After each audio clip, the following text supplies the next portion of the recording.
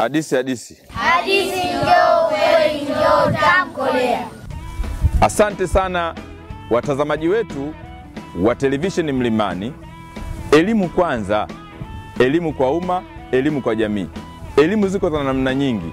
Kuna elimu za shuleni na kuna elimu za wazazi na kuna elimu za jamii. Lakini kuna elimu zingine zinapitishwa katika muziki na kadhalika. Lakini elimu hii tunaipitisha kwa njia ya simulizi za babu, kwa maana hadithi za kale. Hadithi za kale zinatufundisha mambo mengi sana ya hadithi ambayo tunaweza tukajifundisha, wakubwa wakajifundisha na watoto wetu pia wakajifundisha. Hebu naomba mtu tege sikio na mtutazame hapo hapo ulipo. Usibanduke na usibadilishe TV yako ukaangalia TV. Hebu muangalie babu leo amekuja na hadithi gani.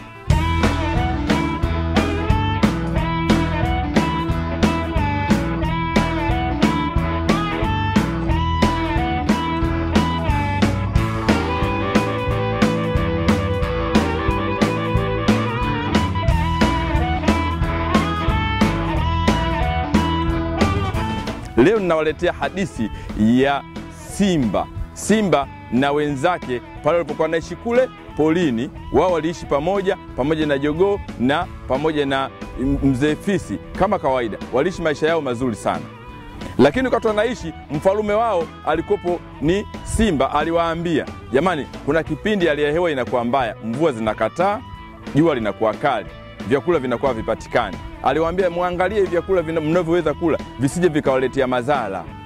Maneno haya alisema Simba akiwaambia wenzake. Wanasemaga Simba ikosa nyama na kula majani, hawezi kula nyama tena ovyo ovyo. Lakini siku moja ilitokea bahati mbaya. Mzee Fisi huyu, Fisi rafiki yake ni Sungura, lakini walikuwa wanaishi mbali kwa mbali. Fisi anaishi kwingine na Sungura anaishi kwingine, wanaishi mji tofauti. Lakini Fisi alikuwa kila safari yake anakokwenda kutembea anafuatana na mzee Simba. Simba kila anakokwenda anafuatana naye, kwa maana Simba ni muindaji. Akishawinda Simba, akishakula nyama, ikibakia mifupa ile ambayo minofu imebaki, mzee amebakisha, basi Fisi yeye huwa anajisevia, anakula. Wanamuita njomba na uchu. Yeye kadhaka ni kumfuatilia Simba, mjomba na uchu. Basi akimwambia mjomba na uchu, anambakishia. Mjomba Fisi anachushia msosi, anakula. Yaani Fisi yeye ni mzee wa misosi, wa kushushia. Umeona? Anapokwenda Simba, ujue na Fisi yupo. Mara nyingi Fisi na Simba huwa wadhuliani, kwa maana yeye Fisi anamtegemea sana Simba. Auwe nyama, akila si lazima atabakisha. Basi Fisi anajibebea, hata kama maana wakati mwingine Simba naye huwa anakula afu anaweka, anasema nitakuja kula baadaye, anazunguka. Fisi akifika pale yeye tena auliza, anasema mjomba kabakisha. Anabeba, anajitwisha, anaondoka nayo mbugani, kuna yeye anajishambulia vizuri. Lakija mjomba anakuta pale kweupe, na yeye anajua tu hapa mjomba na uchu kashapita, amekula.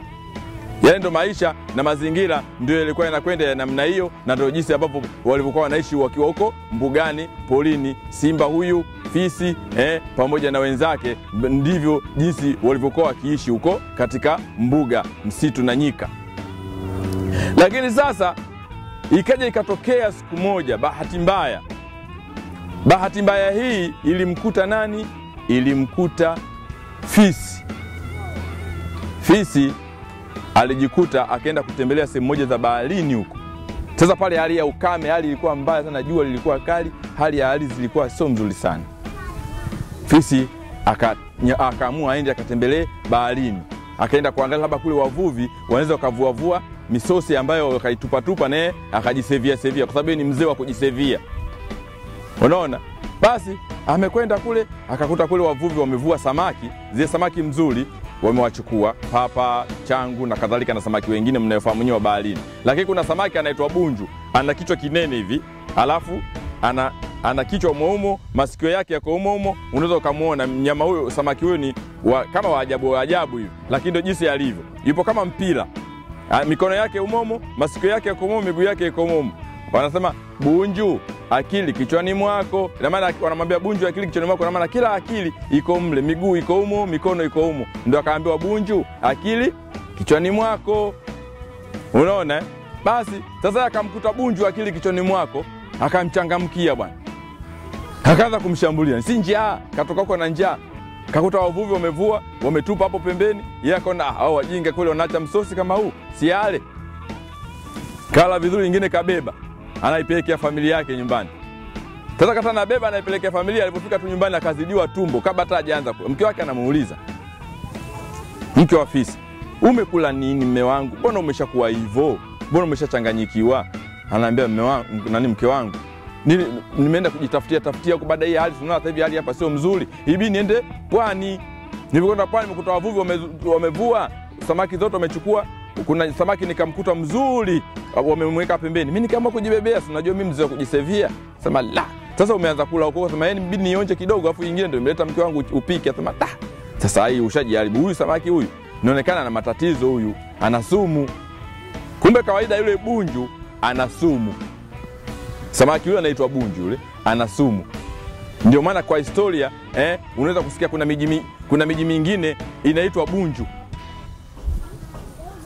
Kuna miji mingine inaitwa bunju. Historia yake kwamba kuna watu walikula samaki wa bunju, ikaambiwa huko ni bunju, kule walikula watu samaki wa bunju. Ndio kasikia miji mingine inaitwa bunju. Yule samaki ni hatari, sumu yake ukimla, usipoiondoa ukimla lazima upoteze maisha. Lakini ni samaki. Sasa fisi alimla yule samaki. Alivomla akamsumbua sana tumbo. Akamshughulisha kweli. Sasa kilichokuja kutokea, dawa ataipata wapi? Hali inazidi kuwa mbaya. Ikabidi sasa fisi amwite njiwa. Njiwa ni wakutumwa. Muda wote njiwa ni wakutumwa. Hivi njiwa hata sasa hivi ukimwona ametua kwenye uwanja wako, lazima utapata wasiwasi kwa sababu asili ya njiwa ni kutumwa. Asili ya kunguru ni kutumwa, lakini kunguru yeye aliwahi kutumwa. Hapa nikupe story fupi. Kunguru yeye aliwahi kutumwa na Nabii Nuhu, akatumwa aende akaangalia hali ya hewa, mvua, hali ya hewa iko vipi. Alipokwenda kule akakuta watu wamechoma mikaa, kuna mizoga, akafika kule akala mizoga, akurudi kutoa majibu. Hii ni historia kamili, hata ukifunua kwenye vitabu ipo. Kwa maana wanyama pia walikuwa wanashirikiana na binadamu huko nyuma. Ndio maana unakuta hadithi zetu zinakwenda sambamba na kusimulia historia za wanyama. Sasa huyu kunguru mpaka leo ukimwangalia kunguru baada alipotumwa na Nabii Nuhu, alivyokataa kuleta majibu akabakia kule. Naona Nabii Nuhu akampa laana. Ndio maana kunguru ukimchinja hana damu. Kunguru akikuona wewe unainama chini hivi, akuamini, anakimbia. Kwa sababu tayari alishapewa laana. Anasema mwanadamu ana kibiongo, akiinama chini anaokota dongo. Kama uwezi kuamini hili, hapo mtazamaji wa television Mlimani, nakupa elimu hii. Ukitoka hapo, hebu toka hapo nyuma, kama muangalie kunguru mahali alipo, alafu jaribu kama unaokota jiwe, utamwona kunguru anakimbia. Kwa sababu tayari anajua binadamu ana kibiongo, akiinama chini anaokota dongo. Kwa hiyo amwamini mwanadamu, anamjua na nini? Ana kinyongo. Kinyongo kile kilichofanywa na Nabii nani? Na Nabii Nuhu. Na wewe ukipita chini ya mti, kunguru huyu lazima akunyie. Kwa sababu yeye asili yake ana asili na nani? Na binadamu. Akikuona umevaa personality hivi, umepita chini ya mti, tafadhali angalia juu, kama kunguru yupo, lazima akunyie. Hapa niko najaribu kidogo kutoa hadithi ya kunguru, lakini hadithi hapa tunayoelezea ni ya fisi. Fisi baada ya kula sumu, hatima yake imekuwaje? Akamwita njiwa. Alipomwita njiwa akafika pale. Alipofika akasema, bwana mkubwa vipi? Akamwambia, nimekuita hapa kuna swala moja. Hali yangu sio mzuri. Nimekula samaki anaitwa bunju. Naomba msaada, utoke hapa moja kwa moja uende kwa sungura.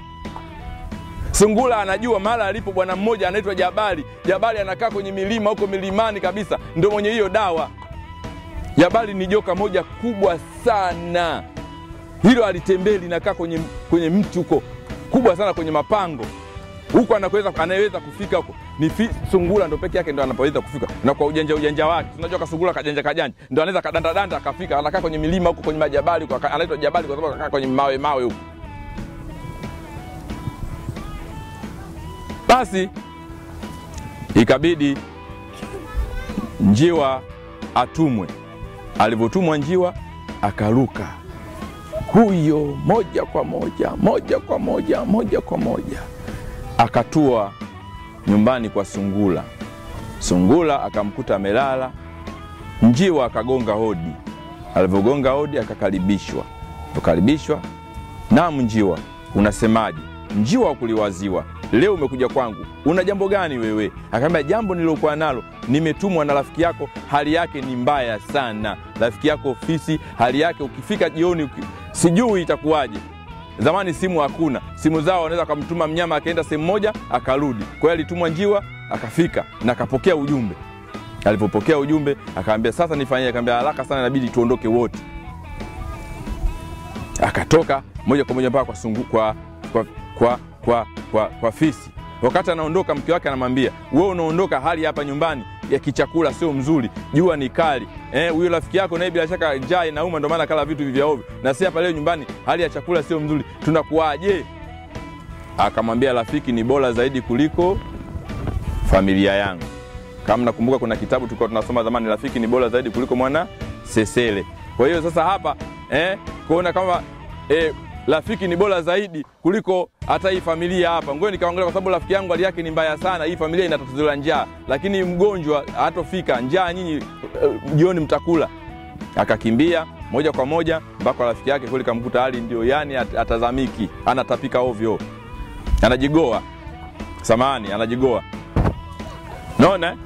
Basi ikabidi sasa akamwambia, "Bwana hali yangu ni hii, bila kukuficha nimekula mnyama anayeitwa bunju. Utanisaidiaje?" Akamwambia, "Ngoja. Nitabidi niende kwa jabali na jabali iko mbali." Akasema, "Kwa vile sasa hapa inabidi tumuite mzee Mwewe. Mwewe kwa sababu ana mwendo wa haraka, akupakie haraka muruke muende kwa jabali." Ikabidi sasa Mwewe akaitwa. Mwewe alipofika akaambiwa haraka, na Mwewe alipoiangalia hali ya fisi aliona hali sio mzuri. Haraka sana akapanda kwenye kipando. Mwewe akaweka mbawa zake hivi, wakaruka yeye na mwenzake sungura moja kwa moja mpaka mahala ambapo jabali alipo. Kufika pale jabali limetoa nuru yake, sababu jabali lina dhahabu katika kinywa chake. Alipofanya hivi nuru inawaka kweupe. Walifika usiku lakini kweupe. "Nyiki na nani?" anawauliza kwa sauti kali. Linafoka. "Nyiki na nani mnakuja katika eneo hili? Nani amekwambia ni mji hapa?" Anaambia, "Sisi tumetumwa na mwenzetu fisi, hali yake sio mzuri. Hali yake mbaya. Hodi, tunaomba utusaidie. Tunaomba utusaidie dawa."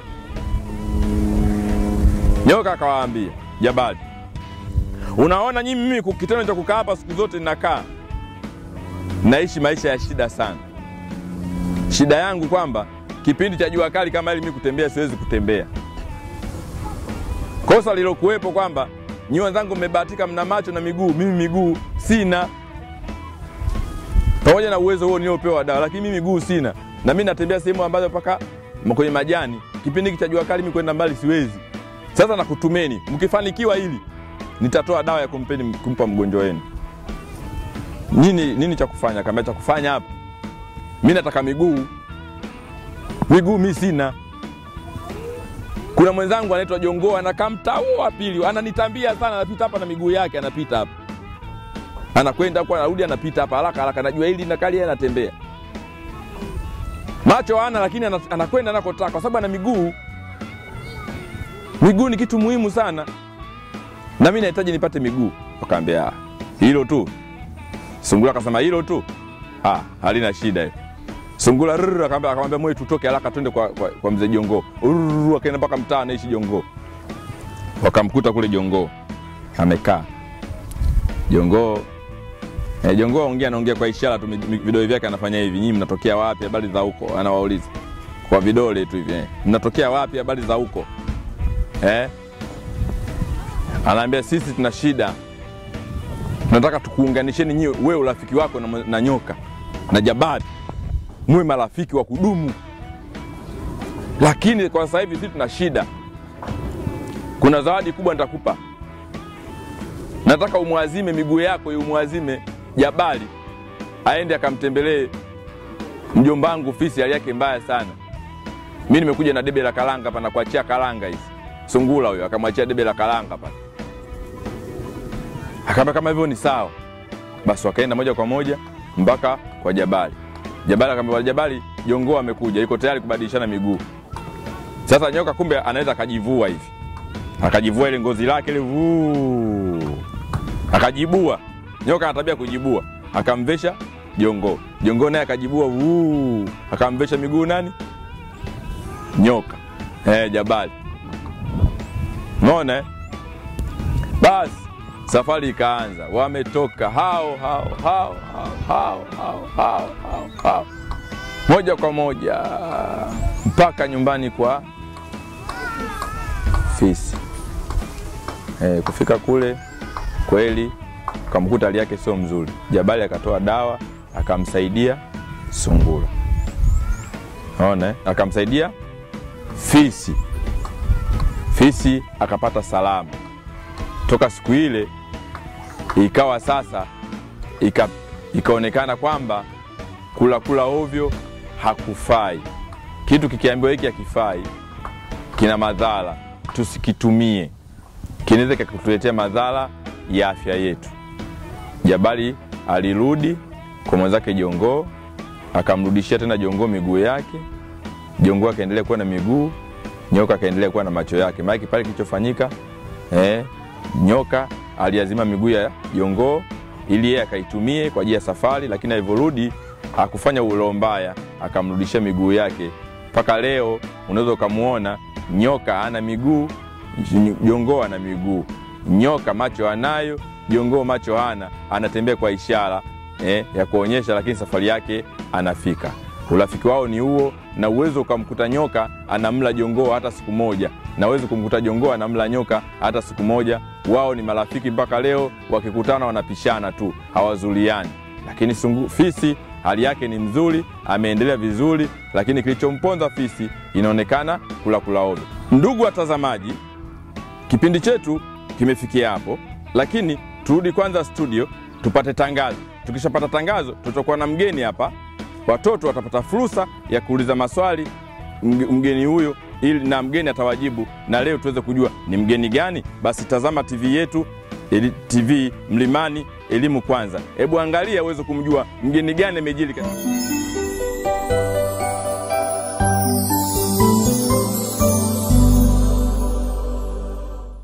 Bila shaka watoto wangu na wajukuu watazamaji wa TV Mlimani, mgeni wetu tumemuona bila shaka yote, amejili hapa studio leo, tupo naye. Amekuja kila siku hadithi sungula, kila hadithi sungula. Leo ameamua kuja mwenyewe, amesema mimi nataka niende nikajibu maswali ambayo ya watoto kila siku mnamsumbua, amechoka kusemwa kila hadithi sungula. Kwa hiyo nawakaribisha watoto, mumuulize sungula maswali kama mnayo, mumuulize ili aweze kuwajibu, ili aweze kurudi kwake. Ametoka mbali sana huyu, ametoka msitu na nyika. Ameamua tukusema leo naye anahitaji kuja hapa studio kuja kuongea na wajukuu. Nakaribisha maswali. Kwa jina naitwa Muhammad Saidi. Ninauliza swali kutoka kwa sungura. Sungura umewezaje kumpata binti, au umewezaje kufika mpaka juu ya ule mti? Mimi ni mjanja na mbinu nyingi.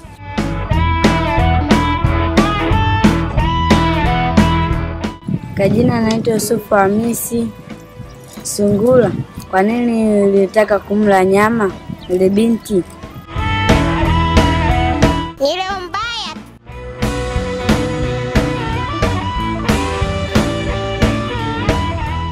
Kwa jina naitwa Alda Selemani. Mnapowala watu nyama mpata faida gani? Ni leo mbaya.